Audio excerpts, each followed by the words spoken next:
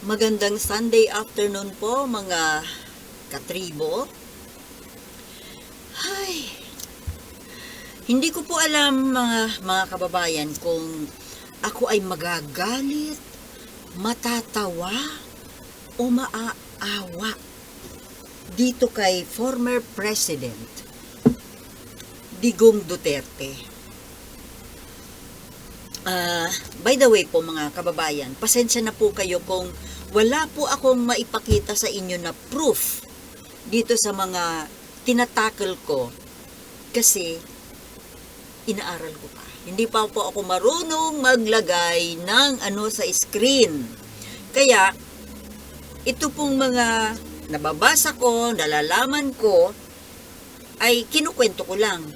Hayaan nyo kapag ako'y natuto na, ilalagay ko na rin po yan sa screen. Mahina kasi ako sa technology. Anyway, okay. Ito po, ang nakakatawa or nakakatakot na issue sa ngayon. Ito po ay kasi napanood ko sa ibang vloggers. Saan ko po ba ito nakuha? Pakitingnan nyo na lang po sa kanila, no? Yung kay JDB at saka kay Juan Historiador, sila po ang mga pina-follow ko. Paki-follow na rin lang po, paki-check na lang po doon. Ito po, yung mga nabasa ko, at saka chinek ko rin po sa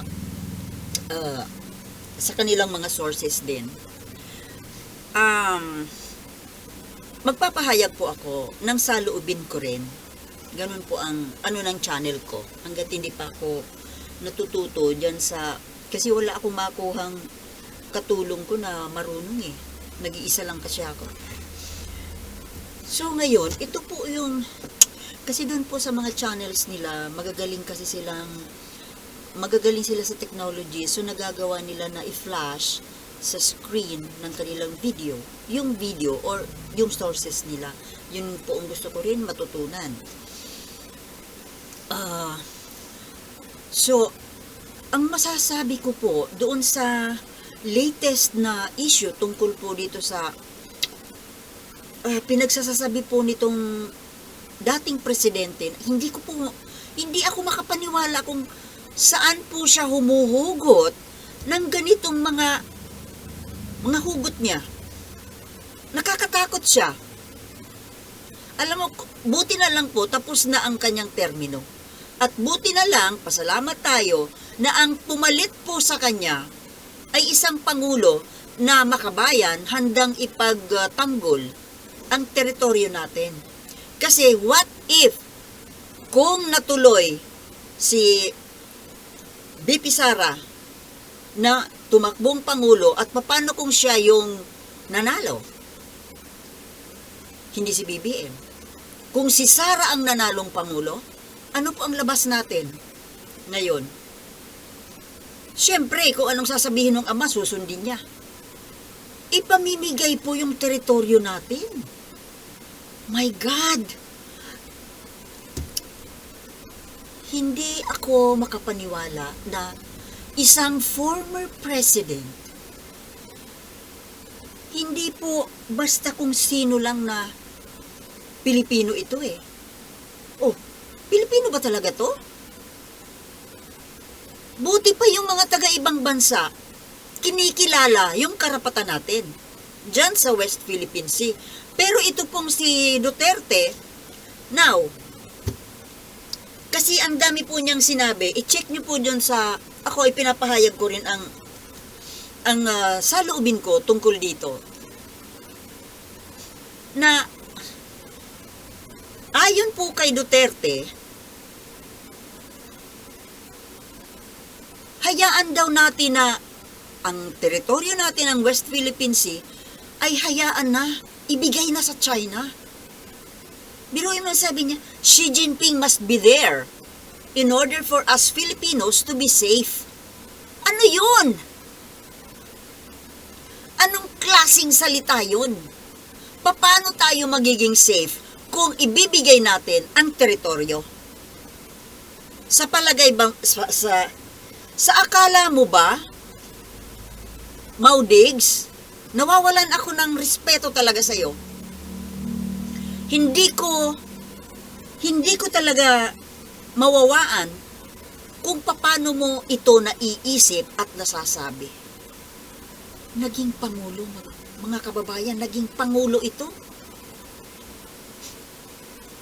Iba sana ang gusto nating marinig sa mga naging dating pangulo. At ito nga, wala na nga siya sa posisyon, panay pa rin ang salita niya. Panay pa rin ang pang-iimpluwensya niya. Yung mga salita mo, Maudigs, iniimpluwensyahan mo ang kaisipan ng mga Pilipino. At hindi kaya na yung pagsasalita mong yan, pinaparinggan mo yung Pangulo natin at yung mga opisyal nating, ibang opisyal natin sa gobyerno, bini-brainwash mo, iniimpluwensyahan mo na ipamigay na ang West Philippine Sea sa China. Para tayo maging safe? Oh, come on. Paano tayo magiging safe kung ibinigay mo na yung West Philippine Sea? Pag ibinigay mo yan, halimbawa, pag nakuha ng China yan, uunti-untiin na yan, pati ang buong Pilipinas. Biruin mo ang salita niya. Ito pala yung mga binitawan niyang salita doon sa BFF niyang yan. Iyon na ang gusto niyang gawin nating mga Pilipino. Nananawagan siya sa mga Pilipino na ibigay na daw natin yung karagatan, yung West Philippine Sea, at pati raw nga yung Pacific Ocean ibigay natin. My goodness! Saan ka nakakita ng ganyang klaseng Pilipino? Sorry mga kababayan, pero ako po talagang nagagalit. Ang basa ko po dito, mayroon talaga silang usapan ni Xi Jinping noong siya ay Pangulo pa. At maaari, mayroon silang usapan na ibibigay niya ang Pilipinas kasi mawala man kasi siya sa posisyon, nakakasiguro siya kasi noon na ang papalit sa kanya ay kung hindi anak niya, ay sarili niyang tao. Kaya, very confident siya na mangako kung anuman ang kanyang ipinangako diyan sa komunista niyang kaibigan. Kaya ngayon, nagkukumahog po siya. Nagkukumahog siya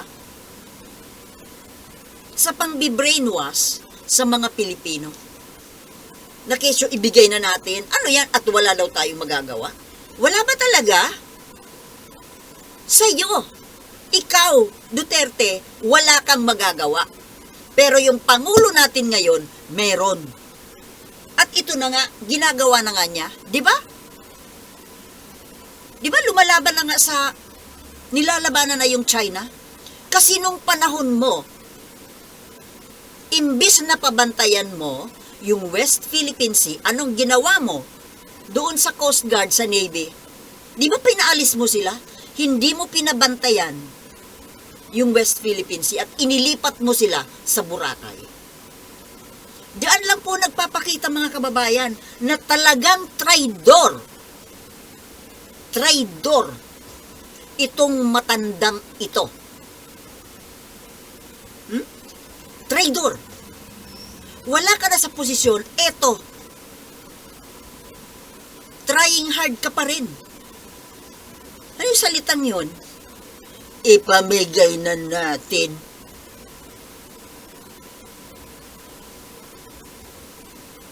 Gusto mong iparating kay Bongbong Marcos na wag nang lumaban, wag nang punduhan ang West Philippine Sea, ibigay na sa China. Kaya galit na galit ka na tinanggal yung confidential fund ng anak mo dahil ililipat sa West Philippine Sea. Kaya galit ka, galit kayo, kayong mga Kayong mga pro-China kayo. Alam niyo mga kababayan, yamang lumabas na talaga ang talagang totoong kulay nitong mga Duterte na ito at kanyang mga kampon. Sana naman po, wag na tayong magpaloko pa sa mga hayop na ito dahil ipapahamak po tayo ng mga ito. Si Sara?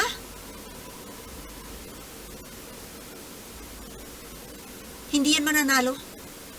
Ngayon, na nakikita na kung ano ang mga tunay na kulay ninyo, tanga na lang ang mga Pilipino kung hahayaan pa na maging Pangulo yang si Sara Duterte.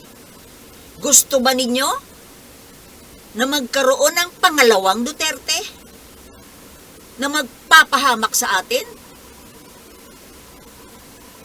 Mabuti naman, nagpakita kaagad kayo. Pakita kaagad kayo ng mga kulay ninyo. At yung mga Pilipino na mga pro-China, yung mga DDS vloggers, ano kayo? Nag-iisip ba kayo? Hanggang ngayon, bilib na bilib pa rin kayo dyan kay Duterte. Nakikita na nga. Gustong ipamigay ang teritoryo natin. Kesyo tubig lang daw yun. Tubig lang. At kung tubig lang daw ang hinahanap natin, ang dati daw nating katubigan. Oo nga. Marami tayong tubig. Yan o ngayon. Ang tubig dyan, pinangingisdaan yan nung mga taga ron. Itong katubigan dito, ang nangingisda dito, yung mga taga rito. Hindi naman mangingisda dito sa Albay Gulf, yung taga Sambales, taga Pangasinan. Natural doon sila sa may Scarborough. Kumbaga, kanya-kanyang karagatan. Kita mo na maraming kabuhayan dyan sa West Philippine Sea. Pero ang gusto ni Duterte, ipamigay. Para daw maging safe tayo. Bakit? Nung Pangulo ka, kinaibigan mo si Xi Jinping, di ba? Halos dilaan mo yung puwet niya. Pero, naging safe ba tayo? Di ba ganun din? Binubuli pa rin? Tanga ka ba? Hindi ko po maintindihan kung tingin ko dito parang pinipressure siya. Pinipressure siya ng China, ni Xi Jinping, na kailangan yung pinag-usapan nila, whatever that is, ay kailangan ibigay na. Kaso kamo, yung usapan nila ay verbal lang. At wala namang strength yung kung ano man ang pinag-usapan nila. Kasalanan nyo, hindi kayo nagpirmahan ng kontrata. And, if ever na nagkontratahan kayo, bawal pa rin. Kapag teritoryo kasi pinag-usapan, nandiyan ang konstitusyon na siyang magdedesisyon. Hindi isang pangulo o kung sino lang. Ang tingin ko po dito kay Duterte ay pinipressure siya ni Xi Jinping kung ano man ang ipinangako niya, kung ano pinag-usapan nila, ipinangako. May ipinangako yan. Kaya sabihin mo na ang daming sikreto ni BBM, yung tungkol sa Afghans, hindi niya pwede na may mga sikreto-sikreto. Kailangan transparent. Ikaw ba naging transparent? Ikaw ba walang mga sikreto? Hindi ka na Pangulo?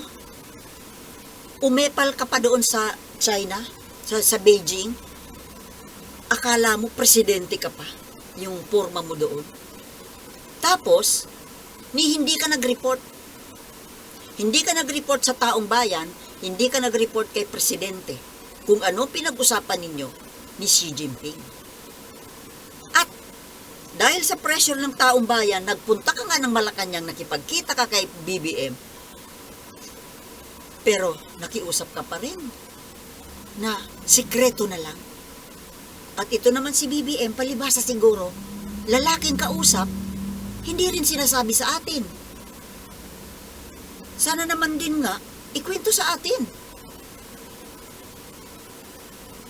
Kasi parang, bakit kailangang itago? Dahil ba sa national security ba magkukompromiso? Salbahe po ito. Ang tanda-tanda na. Gustong ipamigay ang bansa. Hindi lang West Philippines ang gusto ibigay. Pati doon sa silangan. Pati Pasipiko. Ipinangako. Iyon na. Napakatanga. Napakaduwag. Tapang-tapangan lang pala yung tapang nito eh. Tapos babansagan pa si BBM na weak leader. Ikaw pala yung weak eh. Wala kang magawa. Wala daw magawa. Wala tayong magagawa. Anong wala? Ayan na nga oh. Di ba tinutulungan na nga ng ibang bansa? Ang problema kasi dito kay Duterte, taas-taasan ng pride. Ma-pride. Kesyo ayaw tumanggap ng tulong sa Amerika, sa ibang bansa. Mas gugustuhin niya na ipamigay sa China ang teritoryo natin kaysa humingi ng tulong. Kala mo kung sino matapang, yung pala eh, bahagang, urong ang bayag mo pagkaharap yung Xi Jinping. Ikaw pala yung duwag eh. Si BBM pala yung matapang, ang malakas. Ikaw pala yung weak. Hindi na nahiya sa taong bayan, mga kababayan. Walang hiya.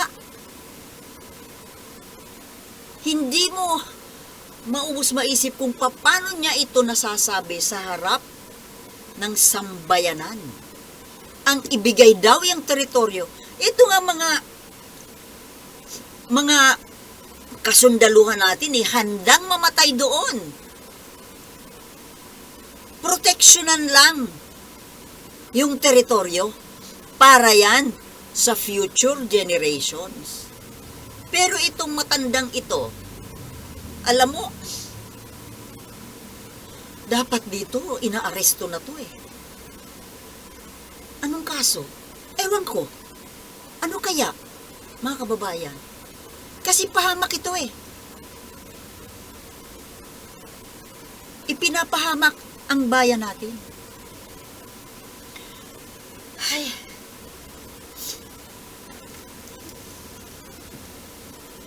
Kaya warning lang po mga kababayan, nunca po tayo susuporta sa mga kandidato na alagad ni Duterte. Kilalanin po natin kung sino-sino ang mga yan. At mas lalo, kilala na natin kung sino-sino yan eh. Diyan sa Senado, ang dami dyan eh. At mas lalo na itong anak niya. Nung natin payagan niya na maging Pangulo yan, katapusan na po yan ng bansa natin kapag yan nangyari. Kaya kuidaw po tayo, mga kababayan. Okay po? Sige, kung hindi kayo kontento sa mga sinasabi ko, punta na lang po kayo doon sa channel nila Juan Historiador at ni JDB. Ako po ay nagpahayag lang ng aking saloobin. Okay? Maraming salamat po at thank you for watching and see you in my next vlogs.